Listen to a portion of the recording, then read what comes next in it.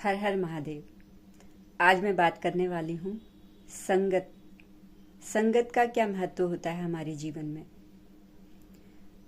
ये बात आप अपने बच्चों के साथ में भी शेयर कर सकते हैं, बड़ों के साथ में भी शेयर कर सकते हैं। आप उनके साथ में शेयर कर सकते हैं जिनको आपको लगता है कि उनको इस बात को सुनने की, समझने की आवश्यकता है। संगत हमें हमारे जीवन के परमार्थ तक ले जा सकता है। परमार्थ जिसका अभी मैंने पिछले भी कई वीडियो में आपको बताया है कि हमारे जीवन का परम लक्ष्य क्या है। तो वो परम लक्ष्य की प्राप्ति ही हमारी जीवन में जो संगत होती है वो करा सकती है। तो संगत सबसे बहुत महत्वपूर्ण चीज़ होती है हर बच्चे की। जब वो जन्म से लेकर बड़ा होता है, जिस वातावरण माहौल में वो पलता है, बढ़ता है, उसके हर जीवन में जो एक उसका लक्ष्य होता है वो उसकी संगत ही निर्धारित करती है। इसे बहुत अच्छे एग्जाम्पल के तौर पर मैं आपको इस प्रकार से बताती हूँ। दो राहें होती हैं हमेशा हमारे जीवन में। जब कभी भी हम कोई कर्म करते हैं तो हम दो राहों में अटक जाते हैं कि इधर जाएं या उधर जाएं। तो ये दो राहें पॉजिटिव या फिर नेगेटिव। पॉजिटिव मतलब कि अच्छी राह, नेगेटिव मतलब कि गर्त में ले जाने वाली राह। मगर क्योंकि हमें इतना ज्ञान नहीं होता और हम अभी राह पर चलना शुरू ही किए हैं, तो कैसे समझें कि हमें किस राह पर चलना है। हमारे लिए तो दोनों राहें समान ही होती हैं ना। तो आप इस तरीके से समझिए। एक एग्जाम्पल और देती हूँ। जैसे हम किसी मंदिर वाली जगह पर जाते हैं जहाँ भक्तों का आना जाना लगा रहता है, इतनी भीड़ लगी रहती है, लेकिन वहाँ का वातावरण कैसा रहता है? पॉजिटिव रहता है।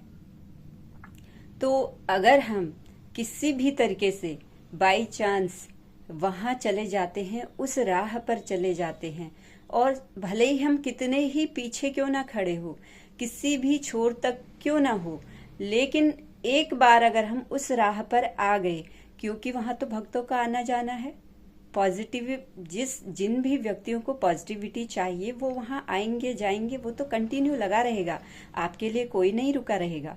तो आप जहां पर खड़े हैं, अगर आप गलती से भी उस राह पर चले गए, किसी ऐसे व्यक्ति की आपने संगत पकड़ ली और आप गलती से भी अगर उस राह पर खड़े भी हो गए ना, तो पीछे से आने वाले लोगों का जो समूह होता है, जो भीड़ होती है, वो आपको धक्के मार मार कर उस मंजिल तक पहुंचा ही देती है जिस मंजिल तक वो खुद भी जा रहे हैं। तो ये होता है हमारी संगत का असर। ऐसे ही आप किसी नेगेटिव राह पर अगर चल पड़े हैं, अगर किसी एक व्यक्ति की भी आपने संगत कर ली है जो कि नेगेटिव है, तो क्योंकि उस राह पर भी आना जाना लगा है कंटिन्यू, जैसे मंदिर में आना जाना लगा है, ऐसे नेगेटिविटी पर भी जो नेगेटिव लोग होते हैं, जिनकी मंजिल ही नेगेटिव होती है, जो आपको आपके परमार्थ से भटका देती है। तो आप अगर गलती से भी किसी की गलत संगत पकड़ लिए, तो आप चाहें या ना चाहें, आपको वो धक्का दे देकर उस मंजिल तक पहुंचा देंगे जहां तक आपने कभी जाना सोचा भी नहीं होगा।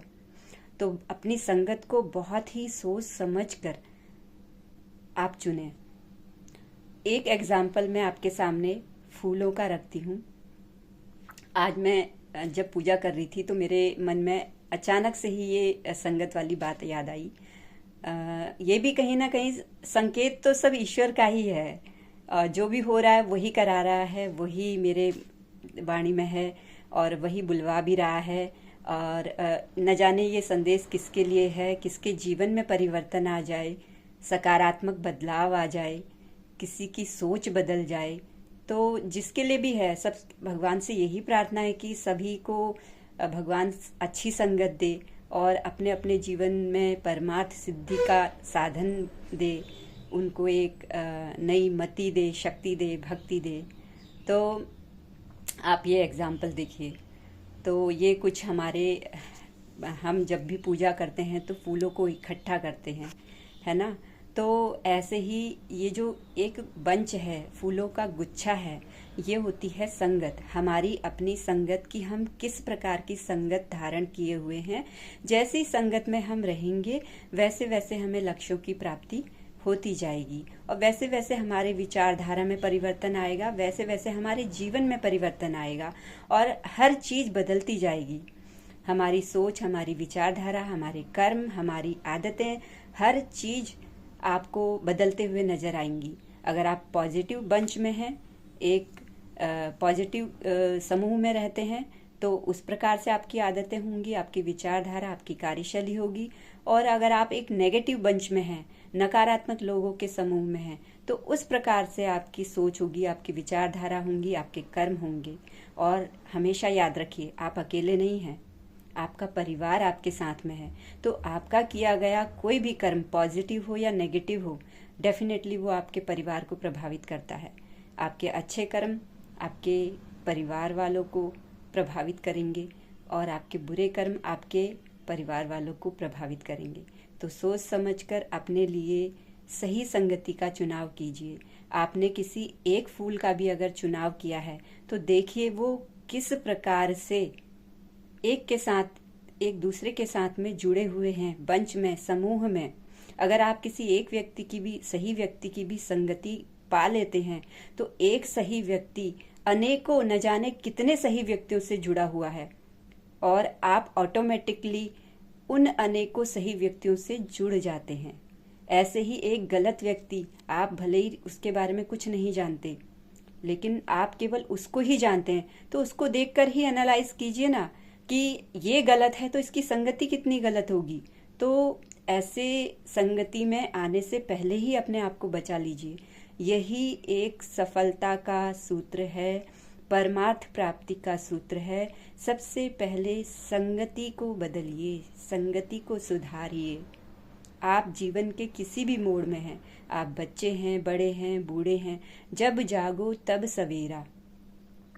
तो जागना शुरू कीजिए। मैं मिलती हूँ अब नेक्स्ट वीडियो में, और इसी तरीके की अगर आपको वीडियो और चाहिए, आपको लगता है कि मेरी इन वीडियो से आपकी कुछ हेल्प हो रही है, तो मेरे चैनल कल्पना अधिकारी को सब्सक्राइब करके रखिए, और बेल आइकन को दबाना बिल्कुल मत भूलना, क्योंकि आने वाली सभी वीडियोस के नोटिफिकेशन आपको बराबर मिलते रहेंगे। तब तक के लिए धन्यवाद। हर हर महादेव।